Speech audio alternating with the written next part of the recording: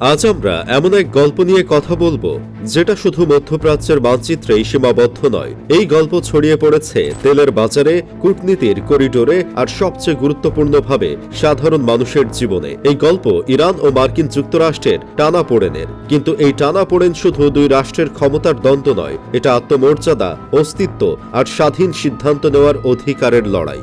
December ২০২৫ সময়টা এমন ছিল যখন ইরানের শহরগুলোই ক্ষোভ জমছিল নীরবে। বাজারে নিত্যপণ্যের দাম বাড়ছিল, কর্মসংস্থান কমছিল, তরুণদের স্বপ্ন আটকে যাচ্ছিল বাস্তবতার দেয়ালে। শুরুতে মানুষ রাস্তায় নেমেছিল শুধু জীবনযাত্রার চাপের বিরুদ্ধে, কিন্তু খুব অল্প সময় সেই ক্ষোভ রূপ নেয় আরো বড় প্রশ্নে। আমাদের সিদ্ধান্ত কে নেয়? আমাদের ভবিষ্যৎ কে নিয়ন্ত্রণ করে? এই আন্দোলন হঠাৎ জন্ম নেয়নি, এটি ছিল বছরের পর বছর জমে থাকা হতাশার বিস্ফোরণ।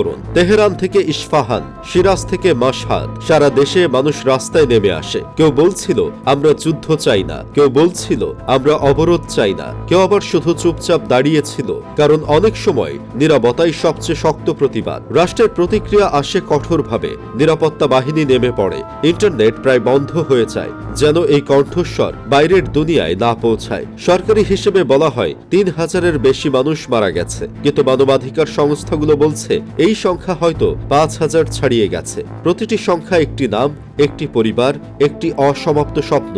এটা শুধু পরিসংখ্যান নয়, এটা একটি জাতির বুকের ভেতরের ক্ষত। ঠিক এই মুহূর্তেই দৃশ্যে আসে যুক্তরাষ্ট্র। ওয়াশিংটন জানায় তারা নতুন নিষেধাজ্ঞা আরোপ করছে।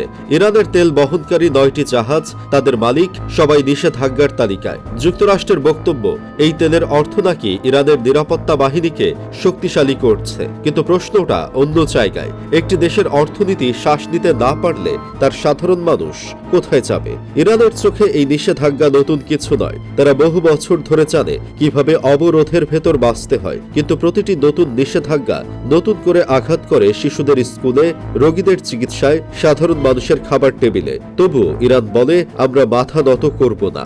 এই অর্থনৈতিক চাপের সঙ্গে সঙ্গে শুরু হয় সামরিক শক্তি প্রদর্শন। মার্কিন প্রেসিডেন্ট ডোনাল্ড ট্রাম্প ঘোষণা করেন মধ্যপ্রাচ্যে পাঠানো হচ্ছে বিশাল নৌবহর, যুদ্ধ জাহাজ, বিমানবাহী রণতরী, অত্যাধুনিক অস্ত্র, সব একসঙ্গে। বার্তা স্পষ্ট, চাপ, ভয়, নিয়ন্ত্রণ। কিন্তু ইরান কোনো দুর্বল রাষ্ট্র নয়। ইসলামিক বিপ্লবী গার্ড বাহিনী জানিয়ে দেয় তাদের নেতা বা জাতীয় স্বার্থে আঘাত এলে তারা তা ছোট ঘটনা হিসেবে দেখবে না। তারা বলছে এটা হবে পূর্ণাঙ্গ যুদ্ধ। এই বক্তব্য শুধু হুমকি নয়, এটা আত্মরক্ষার ঘোষণা, কারণ ইরানের কাছে এই লড়াই অস্তিত্বের। এই উত্তেজনার ঢেউ ছড়িয়ে পড়ে পুরো বিশ্বে। তেলের দাম ওঠানামা শুরু করে, শেয়ার বাজার দোল খেতে থাকে, বিনিয়োগকারীরা শ্বাস আটকে রাখে, কারণ সবাই জানে হরমুজ প্রণালীর আশেপাশে অস্থিরতা মানেই বৈশ্বিক অর্থনীতির কাঁপুনি। বিশ্লেষকরা বলেন এখনো যুদ্ধ শুরু হয়নি, কিন্তু এটা সেই মুহূর্ত যখন একটি ভুল সিদ্ধান্ত, একটি ভুল হিসাব পুরো অঞ্চলকে আগুনে ঠেলে দিতে পারে।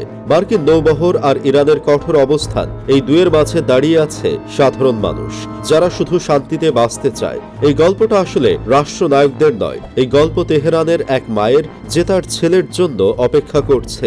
এই গল্প সেই তরুণের যে বিদেশে পড়তে চেয়েও পারছে না। এই গল্প সেই শ্রমিকের যে নিষেধাজ্ঞার বোঝা বয়ে প্রতিদিন কাজে যাচ্ছে।